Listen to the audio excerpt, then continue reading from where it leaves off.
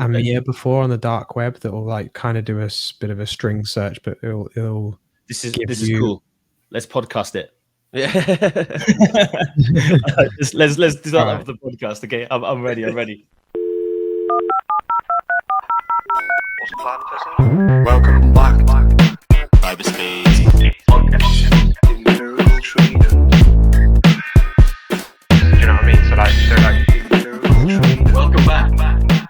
Welcome back to the CyberSpace podcast with your host, Josh from Empirical Training. I'm joined by a full contingent of the Empirical Trainers. That's only something I started calling them that about a year ago. Before that, they were my friends and colleagues. So we have a nice collection of cybersecurity specialists. We all worked in the same place to start. Now we work in all different areas. So actually that means we are much better as a group think than we were on our own or when we all worked in the same place. So I'm Josh, I'm a product specialist. AJ, incident response specialist. Tell us your favorite thing about cybersecurity now. My favorite thing about cybersecurity. Yeah. What did I say it was yesterday? It's the community in it. We're so everybody in the community is so great. Yeah, sharing the knowledge. Vaughan, AI specialist at automation as well as a SOC lead. Tell us, what's your favorite thing about cybersecurity? Nation state threat actors. Big. Also known as ATPs. I was going to make up a terrible acronym. Advanced Persistent Threats. APTs, not ATPs. That's the energy that cells produce, right? That's Robbie Sports Science reference there. Hey, and we've also got Robbie, SOC leader and security consultant. favorite thing about cyber is probably the memes, to be fair. That's pretty much it. Yeah. Especially after the CrowdStrike stuff. Oh yeah, I actually feel my kind of enjoy some of that in the first few days turned into quite a bit of sympathy. Actually, by the end of it, you could hear in their blog post they were like, "Please stop, we messed up. We can't explain anymore. Stop speculating online." I was listening to the Black Hills Information Security podcast, and they told them not to go to is it DEF CON or Black Hat? They said just don't turn up with your stall because you know people are just going to turn up and give you the finger and post it on Twitter. Shit. So they withdrew from. But I did DEF see CON. that they went to DEF CON, and I don't know if, well, I think they did. They got the award for silliest moment or something. They had some kind of DEF CON award, and I think they were there to accept it, which I thought was Fair play. I think you can come out of that. Yeah, you got to play along with it, and you really. most epic fail award. That's hilarious. Well, they probably made round it of just for applause. them. GG's. Well, I mean, we talk about this in a few of our podcasts about how things mess up. People make mistakes in security or leave weaknesses that attacker exploits and gets in. Like, attackers only have to be right once is usually what we say. So don't hang your head in shame if you get compromised. This is a little different, but I would also say that it could happen to anyone. And the fact that they were like one of the biggest EDR providers meant that it was so devastating that they blew up and hit the news everywhere. So there's where my sympathy lies. I think the more that we've visited internally our own QA processes, and while I will say we wouldn't have made the same mistake because one, we treat content as code and we QA all of our content as well as our code. I do think, hey, the whole world isn't immune to this. I think that's why people are being a lot more careful with who they choose as security providers, not just buying them and trusting them quite as much as we used to. Vaughan, you are yet to comment on the CrowdStrike thing. We've talked about it, Robbie, quite a lot. Because you do lots of the automation piece. What's your take on it? And do you reckon it's changed all of security vendors for the future? Oh, good question. Luckily, we never really encountered any of our customers having issues with the CrowdStrike issues. So I've actually been relatively sheltered away from the impact. We had a great question in the community from Nia about the CIA triad and whether the CrowdStrike has impacted that. For the integrity element, definitely. For the availability element, definitely. For the confidentiality element, I don't think so much. Josh, what do you think about that? Yeah, no, fair enough. And just to summarize there, CIA, confidentially integrity, and availability as the triad that make up security. So that's what Vorm was talking about. You did sum it up. I just want to redo it. No, nothing confidential was leaked. There was some talk from researchers that actually, because this bug, let's call it, was a out of bounds memory read. That's what kind of caused the blue screen of death, that maybe you could execute some code that's like, out of bounds. So you could inject code somewhere where it's easy to inject code and get it to execute it. And then maybe, who knows, that could have leaked some information, because with all is possible with RCEs, if you try hard enough. But that has been refuted by CrowdStrike. They say that is not an issue that could have happened. They listed, there's a whole blog post about the listing the different controls they have. That was the one that made me feel really sorry for them, because I could tell how exasperated they were, that like, we're not just having to explain this, we're now having to explain hypothetical situations about how much worse it could have been. So have you not had any customers be like, hey, what do you do, guys, for your QA? What happens if you release code? Can you break my systems? Yeah, so it's a great question. We go through an extensive QA and change control approach with any of our code. We have a bunch of in-house stuff that we deploy to customers across dashboards and all of our analytical content. And all that goes through rudimentary reviews. We're also talking about implementing ring networks as well. So where any changes will just go out to a set number of customers first that are kind of like our beta or test customers. If all is good with those, then we'll slowly increase the amount of customers as the rings expand then, as well as a more, I don't want to say safer, but a more reliable way of distributing updates out to all of our customer base.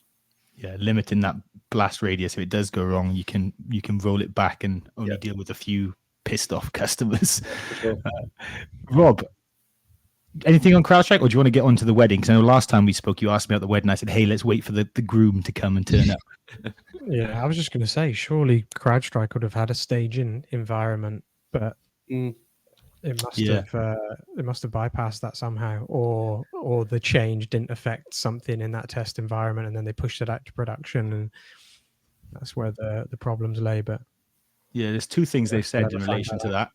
The first one was that there was an automated kind of checking thing that was supposed to check it for bugs, and that failed. They didn't really say anything beyond that that I've seen. I could be wrong.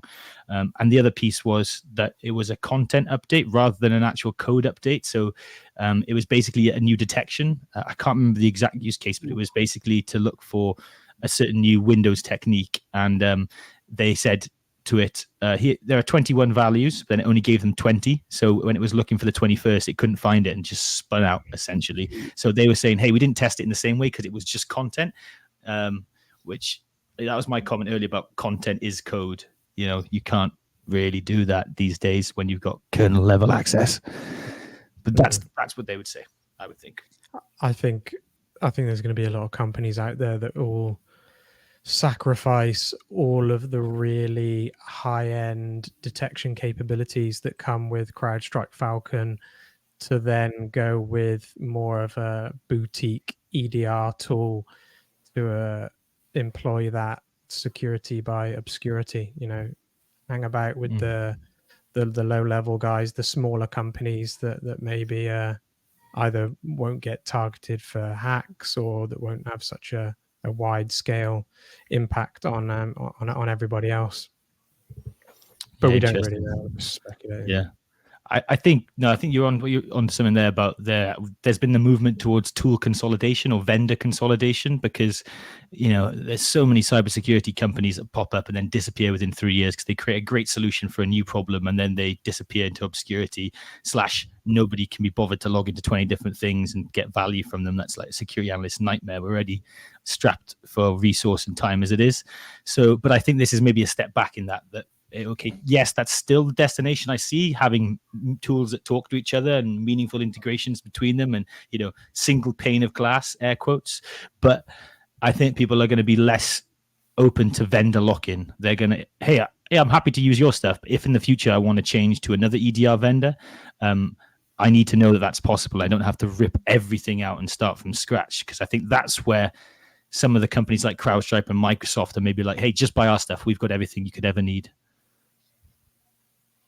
Yeah, and I actually heard that there's talks of some companies using, say, CrowdStrike, for example, EDR in certain parts of their business, and then another EDR in another aspect of their business to kind of, I don't know, as a fail-safe, just in case if one goes down, then maybe it doesn't take down everything. Oh yeah. But yeah. DR principles. That's quite good. So disaster recovery failover environment that doesn't have the same. Interesting that's a consideration for DR now. Wow. Yeah, I was thinking that. It just came up in an article, and I was like, oh, that seems quite extreme, doesn't it? But I can see To why. use 2 EDR tools, that's crazy. Yeah. Yeah. I And can we see. got. Sorry, go on. Yeah, go on. You said we got a comment. Yes. Uh, Comment. Michael F. What's to say, Andy? Indeed, I've started seeing people shying away from CrowdStrike in my industry. Well, that's interesting. I wasn't sure if people would completely shy away from them, so it's interesting to see. I don't work with them, so Yeah. I thought it's a bit of a knee-jerk reaction, maybe, but I have heard through other people that they had people come up to them and say, "Hey, I don't want this anymore. Can we replace it?" Or they're terminating their contract off the back of this because I don't know if you saw the lawsuits that are out there. I talked about it in the community a little bit. Is it an airline? No. Delta, yeah, US. They claim 50 million. That's the biggest one, and there's loads of little ones too. And then some people have lawsuits against Delta as well, so you can see the kind of chain of liability. Okay. And these days, terms and conditions are like, if any of you guys have had to write product documentation through legal, oh my god, I won't say anything more, but those noises should convey my feelings towards it. And I used to be a lawyer, guys, so I thought I could deal with them well. There is lots of ways to get out of jail free, and so I think at best people will get the money back for like the contract that they've paid for. No damages beyond that is my guess at this time. So people get out of the contract and be like, F you then, I'm going off, take my money elsewhere. But yeah, I don't know. We have short memories in tech. Yeah, I think that's the case, isn't it? I think that in the short term, I think they will be affected. I think it does depend on these lawsuits, because I've heard that a lot of hospitals were actually using CrowdStrike as well, and they will probably have to take some kind of action, won't they, if they're showing that if they're doing disaster recovery in a hospital and they don't take any action on a EDR that has nearly taken down patient systems, then you can see why they might stick some lawsuits in and maybe shy away from CrowdStrike. But I think in the short term, I think in the long term, they'll be fine though. I think so too. I don't see them going away, but be interesting. The chat is asking for more information about your journey from law to cybersecurity, Josh. Law boy. I've never heard that one. Law boy. Right. So first of all, I think I pointed to episode 4 of our podcast. The long-standing listeners will know we did a whole episode on this, so you will be able to see more of this. No, I'm not a lawyer right now. Well, I never really was. I was never a fully qualified lawyer, but I did a degree in law, and then I did some paralegal work, and I was on the edge of doing. I know it's slightly different in the States, but in the UK, you have to do like 1 more year after getting your degree, and then you do like 2 years in a law firm to become a fully qualified solicitor. No, I did not pass the bar. I didn't get that far, but that was my plan initially. I wanted to be a barrister. I wanted to stand up in court looking a bit smarter than I'm looking now for the YouTube viewers and argue about things with people. But I love the gray areas of law. That's what got me into it, right? Like, loopholes you can find in certain laws. Well, those are really rare in reality. They come around every now and then, and you have to be like really lucky to be on that kind of case. Turns out hundreds and hundreds of years of case law, they've kind of ironed out a lot of the kinks there. So when I found cybersecurity, I was like, this is all the gray areas that I love, because it moves forward so quickly that there's constantly ways to like operate in the shadows, make things, let's go back. Computers work on laws. They say they're very logical laws. If this command is given, it will do that command. And we build them to do good things for us, right? Ideally. But then there are people who can use those same laws, bend them or manipulate them to make it do bad stuff for their interests. So that's what I liked about cybersecurity. And kind of AJ was actually instrumental in pulling me over. I was getting a bit disillusioned with the law. And he was like, hey, I think you could do this. I was like, yeah. Hey, I think you can do cybersecurity. He kept saying, and essentially became a bit of a mentor for me. And and trained me up. I was living in your house. I slept on your floor for a bit, didn't I, AJ? Well, if we say for a bit, it was for six to 9 months. It wasn't 9 months. I don't know if that counts as a bit. It was 6. So during that time, he trained me up, and this is kind of why we're here now as cybersecurity mentors, or certainly I am, because AJ did it for me, and it's kind of what I say, shit rolls downhill. I think it's interesting about the lawyer transferable skills, because that was something that had come up.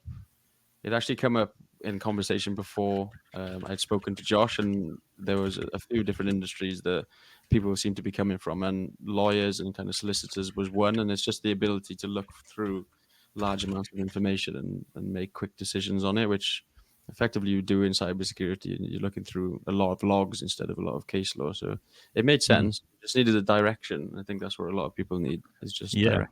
I needed somebody to tell me that I could do it, and somebody to just kind of fill in a bit of the gaps that I had from stuff I already knew, and somebody to ask the stupid questions with, because I think I mentioned this before, Rob, you were my mentor in work when we started, and some stuff I felt was too dumb to ask you, so I would text AJ it in silence. And funnily enough, I was that person to ask those stupid questions. Yeah, we weren't quite there yet. Yeah, we found our way though, didn't we? Yeah, we got there in the end. Right. Well, that was a nice little detour. Thank you, community. We are filming this with our live audience. If you want to get involved, you join the school community, school.com/cybersec. You can find us there. I really want to talk about AJ's wedding if we want to stop talking about security for a minute. Yeah, go on then. What have you got? Show us your ring, the one on your finger. Hey. It's actually kind of weird. Let's put it on. Was it taking so long? Oh, it's like the Lord of the Rings, isn't it? Nice. Yeah, nice. No, it is strange wearing one, but I quite like it. I've got used to it. And actually, my grandfather gave me this one, so I'm actually a ring guy now. Oh, nice. Is that a signet? Yeah, well, it's my great grandfather's actually. So, does it have a picture on it, like a crest? There's like a flower on it, but not. We haven't really got a family crest. This is a Welsh one, not an English one. Up, right? Yeah, say it again. Take it down the pawn shop. Yeah, you could have made something up about how the flower is related to your family. I haven't quite got that much bullshit in me, I don't think. Is how you didn't opt for a rubber ring then for the gym or other bits? Have you ain't got a sparesies? No, I know some boys have like a rubber ring that they wear to the gym and stuff, but I probably really, a couple of the boys and the boys that go on site and stuff, they've got a rubber ring that they wear instead. But I don't know. I'll probably just take it off to go to the gym. Does that stop the honeys hitting on you at the gym, or Yeah, can't you just take it off? Yeah, flock on you. Doesn't it pinch though if you're grabbing the weights or whatever? It could be. Yeah, I haven't actually tried it yet. I've taken it off when I've been doing gym stuff since I've been married. So don't tell my wife.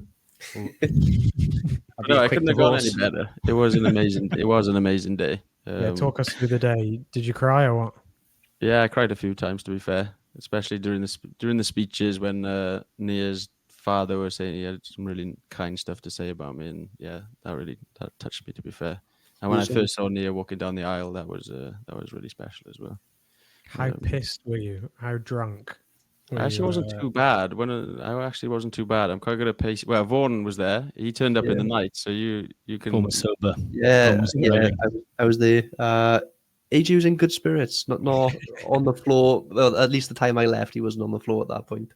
No, it was all right. Yeah, I'm quite good at pacing myself, to be fair, and I knew that everybody was going to be looking at me, so I couldn't really be covered in spew and falling over the floor. We've had some comments about stop saying lies, AJ. You were white boy wasted, as well as more woo-in. Woo! But I mean, I thought you did quite well, actually. You were super happy and present with everybody. Loads of people to talk to. Yeah, that was the thing. We had like 80 people there, and trying to go around and speak to everybody was quite hard. But no, it was nice. I think we had some groomsmen, didn't we, who weren't quite as well behaved. One of them took a tumble down the drive and ripped up all of his suit, and then smashed someone's door down because he thought they should still be partying. It wasn't quite time for bed, and then got really upset with everybody because no one was on his side, that it wasn't a dick thing to do to knock someone's door down. Yeah, we were like, you probably shouldn't have kicked the door in. He's like, yeah, but I was just trying to find everybody to come and party there. Yeah, I just want everyone to have more fun. Yes. Oh my god! Yeah, safe to say after you left Vaughan, it was a good time to leave, probably. Yeah, we didn't last long than that. I loved when Vaughan I turned up. When he turned up, we just lit a cigar. And one of the boys had a cowboy hat, and it ended up when I turned around, I was like, "Oh, Vaughan, I need to go and have a photo." I turned around, he's just there with a cowboy hat on and the cigar. He couldn't have looked any more Texan or American. I was like, "He's just turned up. He probably thinks it's the best party ever." Yeah, cigar in hand, hat on. I was like, cowboy hat. Yeah, what have I turned up to? Jesus. Yeah. I think you made a TikTok with that cowboy hat, right? Did you do one of the yeehaws? I did do a yeehaw. I don't know where it went, there's a video of that, but yeah. I did a yeehaw. Mm-hmm. So some people in the thing, I think some new members are asking where we're from. Yeah, we're all from Wales, actually. That is, it's a different accent if you've not heard many British accents, because you'd normally hear the classic "shine your shoes, governor." Robbie, help me out, please. You all right there, fella? Yeah, not too bad. Or maybe the posh English. Oh, darling. No, the Liverpudlian, and it's got to be the best. Yeah, or maybe like this. Yeah. Oh, Scouse.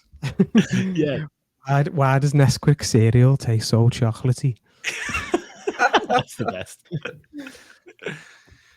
So yeah, there's your little tour of the UK. But we're Wales, West Wales for me and AJ. Vaughan, you south or east? What would you call that?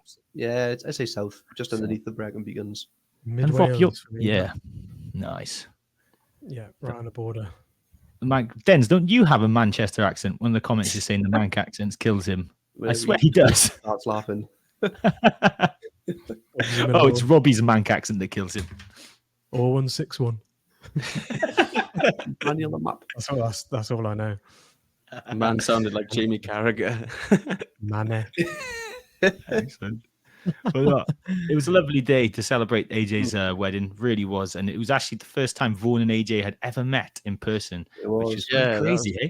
Yeah, Yeah, I actually that's thought you were wild. going to be tall. You were tall. You were as tall as I thought you I were. was expecting you to be shorter. Like I Is think it? you might be slightly taller than me, and I was genuinely expecting you to be a bit shorter. So when I first saw you, I was taken aback a bit. I was like, "Oh shit, fair enough." Yeah, I thought it was. How long have we been doing this now?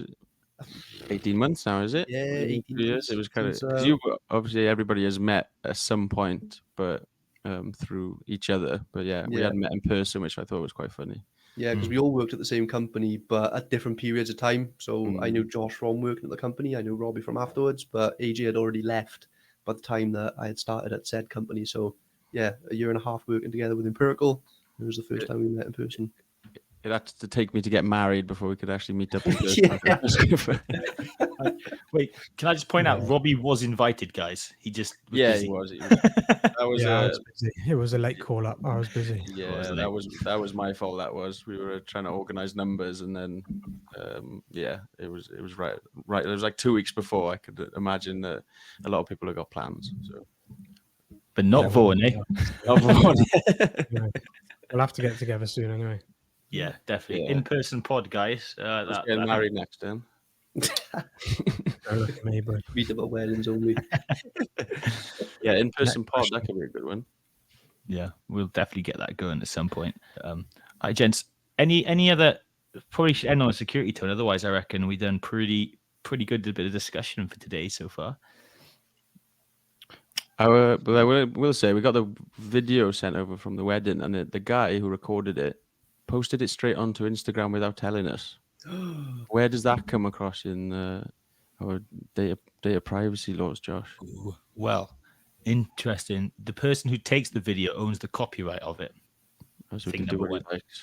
Which, interestingly, I know that because there was a case where a monkey took a photo on someone's camera, and then the photographer was like, "That's my camera, I own it," and they were like, "No, the monkey owns it," and then like the monkey can't have copyright, so everyone was just posting the picture everywhere. It's a great photo. If you Google "monkey takes picture of himself," he literally picks the camera up and does a selfie, like before the days of selfies. So that's the first thing, but not what you asked me. The second one, privacy. So we do have a right to privacy, but it's very, very thin, and it's not quite what you'd think it is. So you have a reasonable right to privacy. And so if he was to post that and maybe say, here's your address and stuff, then it might be a step too far. But if it's just a picture of you, he should have asked to be polite. I don't think he's committed any crime. Lawyer out. Lawyer out, yeah. Jury out. Jury out. But yeah, so we had key cybersecurity takeaways from the wedding, which is, look at us coming back around in full circle. Did you, on your speech, did you stand up and say, "Hi, my name's AJ, and I'm here to talk about cybersecurity"? Or No, I nearly talk about your password strength. I nearly did. All of my public speaking has been through social media, so I nearly did fall into the oh hey, this is empirical training, like, follow, and subscribe. Yeah, I did say follow empirical training for more content at the end. Should have dropped it. I was taking a presentation in or something. Right? Yeah, there are loads of confused people in the community right now who AJ directed to. He spent the whole evening showing them on his phone. Nah, but you, to be fair, I mean, I've known you for a while, and I think that was so polished, and it can only be because of your YouTube and Instagram and TikTok experience, to be honest, because that you really did nail it. The timing, the cadence, and the jokes, and the really emotional moments as well. Actually, that was nice. Oh, thank you. Yeah, that was my first public speaking experience. Really, I know I do a lot on socials, but it was because as soon as I started, I said, "Hello, everyone, welcome to the wedding," and they all went nuts. And I was like, "Oh, okay, maybe this isn't going to be so bad." I relaxed. Yeah, it's really yours to lose. Gents, we have a question on ransomware in the chat. Does anyone want to kick us off with how would you defend against a ransomware attack? Big question. Great question. Very broad question. Well, one of the first things you probably want is some form of EDR. I'm probably not CrowdStrike and conversations, but something, Sentinel one's a great one. Microsoft Defender's a great one. Something that can hopefully intercept an attack is probably going to be one of the most important first ports of call. But EDR, right? That's so. If we're thinking of ransomware as because he says ransomware attack in the comments, but ransomware is a series of attacks, a sequence of chained attacks. I think the quickest is now 5 hours, but it's average more like 24 to 5 days. That's the last time I've done some research on it. So there are steps, and I believe I could be wrong, but EDR is going to catch the mid steps, right? Not necessarily the entry points. Yeah, great question. Yeah. If we're talking back to MITRE ATT&CK framework, you're probably going to want to try and intercept it as soon as possible on those initial access stages to, you're right, Josh, make sure they don't get in the first place. Yeah, try and cut it off at the email stage, email filters, even security awareness for your staff at the company, get them to a stage where they're confident and they can spot the red flags. So if there are any emails that, slip through the net, then they can take action and verify with the source rather than just aimlessly clicking links and opening attachments. And you've kind of refuted my point as well, because ADR can stop malware dropping, right, from a phishing email. So it does stop some entry stuff, but I see the chat's asking that we mean the crypto one where you have to pay for it. So that's like the final stage of the attack. And the suggestion is maybe you should back up to the cloud or something so you can get it back. I mean, you definitely should back up, have disaster recovery so you can reinstall your data if it's gone. But that is the final stage of the attack. In order for them to send out an encryption payload that bricks your machines and then they can demand the ransom, they need to have gained access to your network, moved laterally to enough machines, elevated privileges so that they can steal data and execute the ransomware payload that does the encryption, turn off things like backups. They do that. So they try and make your defenses redundant. They even turn off EDR in some instances. So there are loads of steps that happen before that encryption piece. So I would say don't bother even trying to block that encryption piece, because it's like you want to spend all your time trying to catch it upstream so that it never gets to there. Josh, do you maybe want to go to town on the single, double, and triple extortion as well? So ideas behind it. Everyone remembers my hymn sheet. So single extortion is the classic. This is what we all know and love when it comes to ransomware. Hey, I've encrypted your machine. You can't log on until I give you this encryption key. Give me 10 Bitcoins. Next one is, oh, and I also stole all the sensitive data. You work for a hospital? Well, I've just stolen all your patient information, and that's going to have a hefty fine when it comes to the compliance people and so on. I'll give it back to you, / I won't sell it on the dark web if you give me 20 more Bitcoin. The third one is actually, I'm going to go and tell on you and tell that you haven't declared that I've stolen this data to the compliance people, because you're supposed to declare the data's been stolen as soon as reasonably possible, which is like day of or a matter of days after the data being stolen, and they'll fine you. So it's basically another way of ramping up the pressure. 5 more Bitcoin.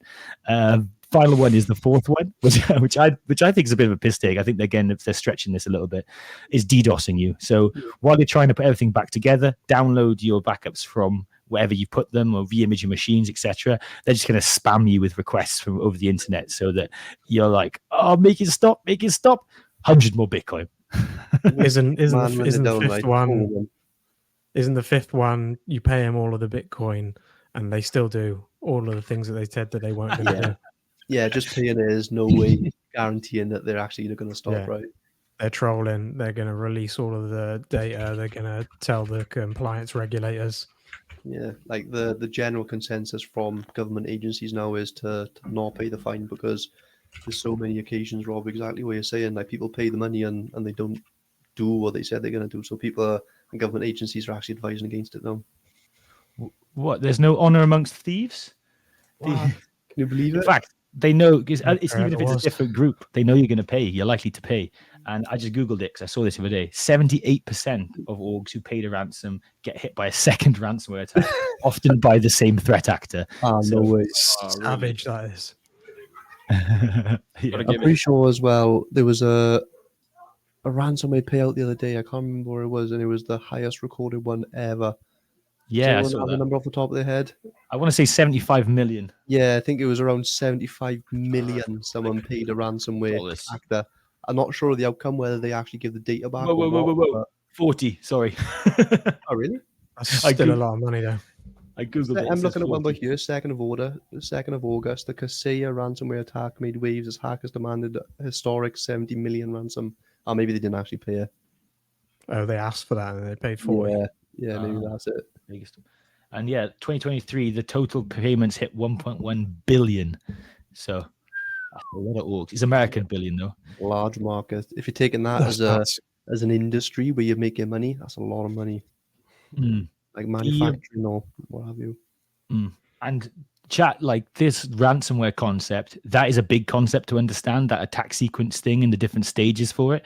I talk to CISOs and people who you would expect to know this, who think of ransomware as that exact thing. It's the end piece. So it's a big re-education thing that has to happen, that you guys will do on a daily basis if you are security people, right? It's everyone says, hey, I want to stop ransomware attacks. Really?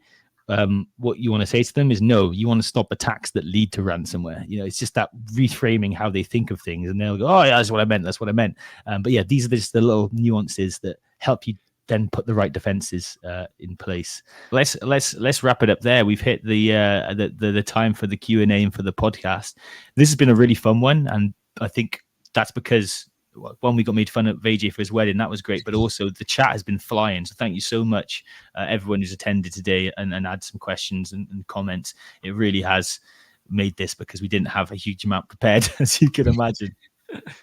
The community definitely helps there. If we could just rock up. No, thank you all for your questions.